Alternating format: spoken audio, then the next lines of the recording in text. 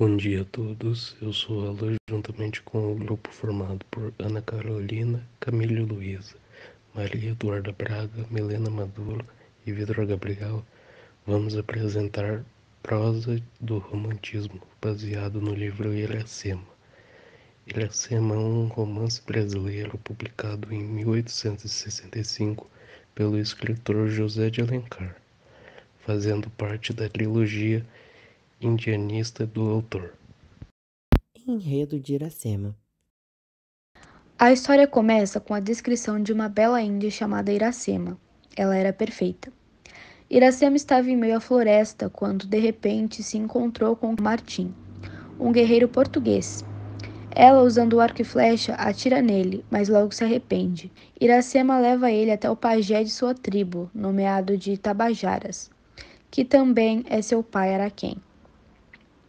Martim é muito bem recebido à tribo e Araquém, ao vê-lo, sente que ele era enviado de Tupã, uma pessoa enviada para fazer o bem.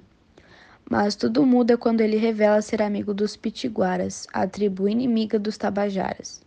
Mas mesmo assim, o pajé promete cuidado e proteção a Martim. Nasce então uma forte atração entre Iracema e Martim. Porém, um romance entre os dois é totalmente proibido e perigoso, por Iracema ser da tribo inimiga de Martim e guardar o segredo de Jurema. E se caso alguém se relacionasse com a portadora de tal segredo, poderia morrer. Jurema é uma flor com efeitos alucinógenos. Dela é feito um vinho utilizado pela tribo em rituais para fortificação e prosperidade. Porém, apenas a pessoa abençoada por Tupã pode preparar esse vinho, ou seja, a Iracema. Em muitos momentos, Iracema se arriscou e defendeu Martim. O guerreiro português, por sua vez, sentia mais e mais atração pela moça, e isso gerava atrito com a tribo, principalmente com Irapuã, que era um índio da tribo que gostava de Iracema. Esse triângulo amoroso gerou muitos conflitos e em todos Iracema saiu em defesa de Martim. Martim revela para Iracema que tinha alguém a quem esperava ele em Portugal e que um dia iria se casar. Ela então utiliza de seus dotes e com o vinho de Jurema, ela o faz alucinar para reencontrar com a esposa. Mas em sua alucinação, é Iracema quem ele vê, e então os dois se beijam. Entre os dias, Martim tem os desejos carnais. Então, tem a ideia de pedir mais um pouco de vinho para Iracema. Ela concede. Martim alucina que estava tendo relações sexuais com Iracema, mas não foi apenas uma alucinação. Nas palavras de Alencar, Tupã já não tinha mais sua virgem nos campos tabajaras. No dia da fuga, revela a Martim que não havia sido uma alucinação e que os dois realmente tiveram relações e que ela não poderia voltar à tribo senão morreria e nem poderia viver na tribo inimiga. Então, os três decidem construir uma cabana na praia onde passa a viver com Iracema. Passa o tempo e então ela descobre estar grávida. Mas Martim, ao contrário de Iracema, não estava feliz. Ele dizia a ela que sentia falta de Portugal, mas não queria abandonar sua mulher e seu filho. Os Tabajaras, sem ela e sem o segredo de Jurema, não estão fortalecidos. Então fecham alianças com os portugueses e os franceses na guerra contra os Pitiguaras, que ao todo foram duas, e nas duas os Tabajaras fracassaram. Martim fez presença nessas guerras, ficando ausente em casa. E aqui começa o martírio de Iracema. Ela estava longe de casa, sem família e sem amigos. Passava a maioria do tempo sozinha enquanto Martim fazia escoltas nas costas e ia à guerra. Mas nem mesmo quando ele estava presente ao seu lado era bom, já que uma nuvem de tristeza o cobria. Ela se sentia culpada por tudo o que estava acontecendo e chega à conclusão que a única solução para libertar o amado era morrendo. E enquanto Martim passou meses na guerra, ela definhou em tristeza e solidão. Sua única companhia era sua ave Jandaia, que falava com ela, mas não ajudava muita coisa. Quando o filho finalmente nasce, ela o nomeia de Moacir, que carrega o significado de filho da dor, e morre. Quando Martim volta, encontra Iracema morta.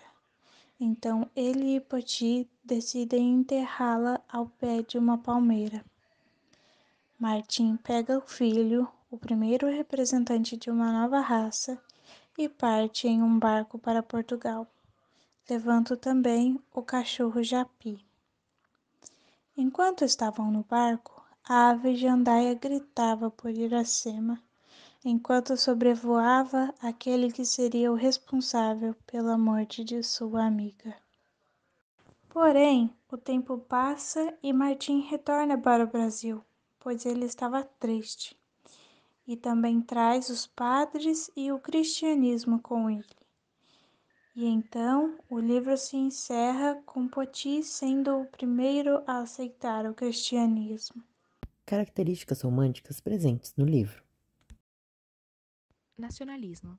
Essa característica foi abundantemente expressa principalmente pelos prosadores brasileiros, que exaltavam a nova terra, rica, pujante e encantadora. Além dos índios, que é uma das facetas do nosso nacionalismo, o mundo da flora e da fauna brasileiras encantavam, razão pela qual esse livro aborda essa natureza tantas vezes. A ará ou a jandaia, as plantas, as areias, os montes, são os encantos tão diferentes das paisagens seculares ou milenárias do continente europeu. Os rios de água cristalina, os lagos que banhavam a beleza corporal de Iracema, o mel silvestre que restabelecia a força dos guerreiros nativos, os próprios filhotes de Irara que contribuíram para a alimentação de Moacir, são exemplos da grande nação, são motivos de orgulho de Alencar. A fé e a religião estão bem marcados durante todo o texto, seja citados na crença da tribo Tabajara em Tupã ou em Martim com o cristianismo.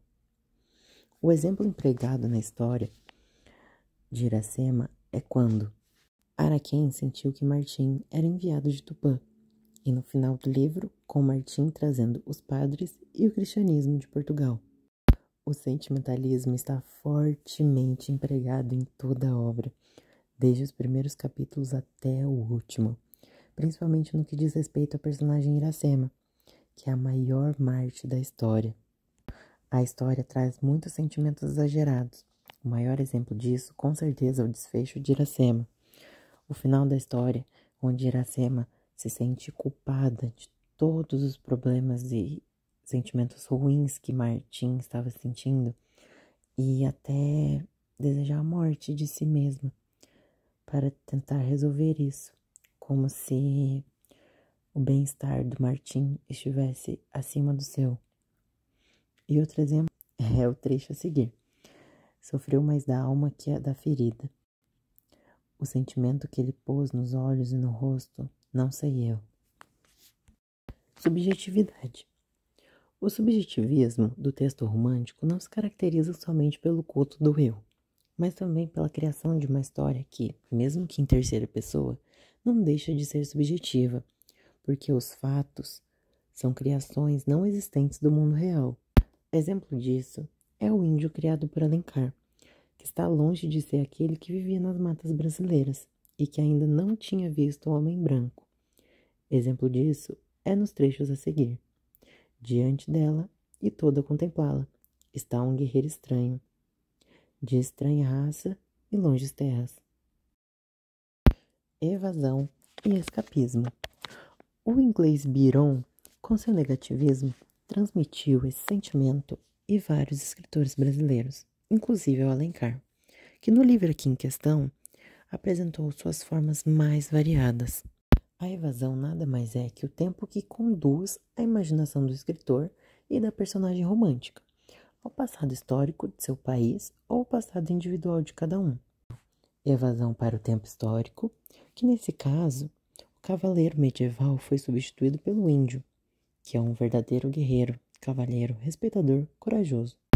Entre as outras evasões, nós temos a evasão na religião, a evasão para a natureza, a evasão para os sonhos e a evasão para a morte. A evasão para a morte foi no momento em que Iracema vivia angustiada, porque achava que seu esposo tinha outra, mesmo que lá de longe ela fosse mais importante que ela, pois ele passava muito tempo triste, olhando para o mar no horizonte, com saudade de sua terra. Porque ela vivia muito só, pois Martim, juntamente de Poti, saía para guerrear e demorava muito tempo para voltar, porque ele já não sentia todo aquele amor, aquela atração por Iracema. E devido a essa angústia, tristeza, abandono, ela parou de se alimentar. Iracema foi em busca da morte para se ver livre do sofrimento e deixar o esposo livre. Evadiu-se para a morte. Idealização. O mundo criado pelos românticos era um mundo irreal, um mundo de sonhos, envolto em uma história fantástica.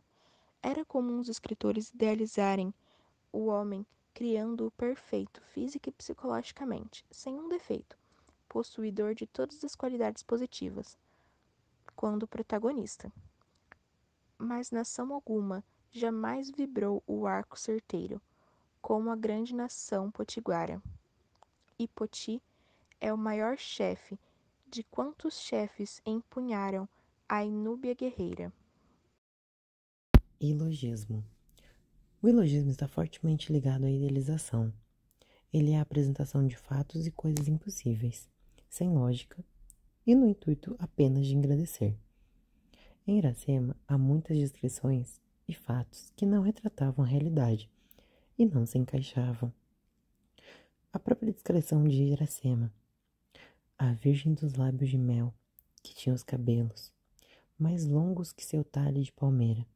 O povo de Jati não era doce como seu sorriso, nem a baunilha recendia no bosque como seu hálito perfumado, mais rápida que a ima selvagem. Nesse trecho é perceptível a forma como o autor quer engrandecer Iracema, como ele quer torná-la perfeita, mesmo isso sendo impossível para aquela época. Liberdade criativa e formal.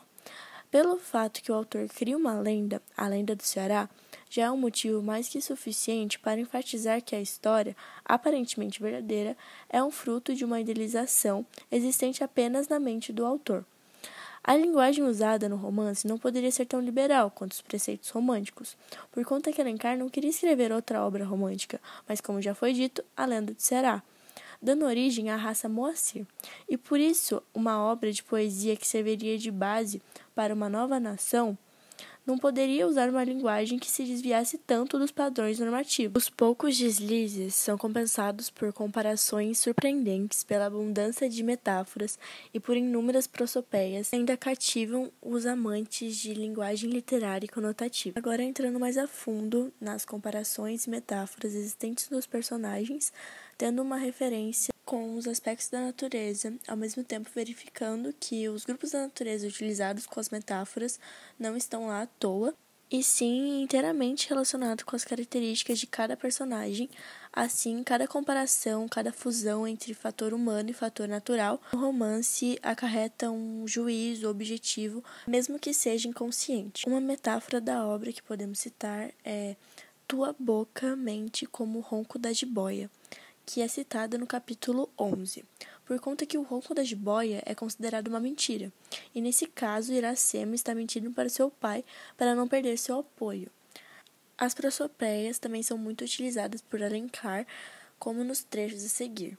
A vergonha mordeu o coração de Martim, capítulo 17, e continuaram a caminhar, e com eles caminhava a noite. As estrelas desmaiaram e a frescura da alvorada alegrou a floresta, no capítulo 16, onde se tem características humanas atribuídas a seres inanimados.